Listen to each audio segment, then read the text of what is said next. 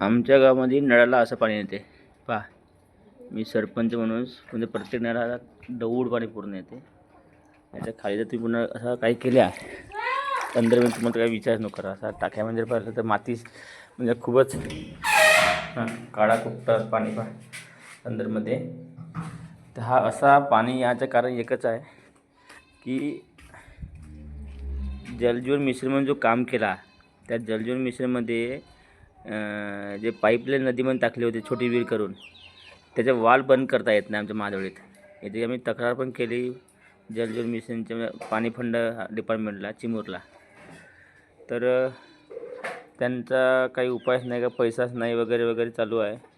पण आता हे पाणी पिऊन गाव लोक तब्येत बिघडली किंवा काही झालं ते संपूर्ण जिम्मेदार हे डिपार्टमेंट राहते. त्याच्यामध्ये ग्रामपंचायत कोणताही दोष नाही असं मी आज BDO साहेबाला आणि त्यांना एक पत्र व्यवहार करून ठेवतो किंवा ह्या व्हिडिओ त्यांना माहिती करायसाठी पाठवून देतो.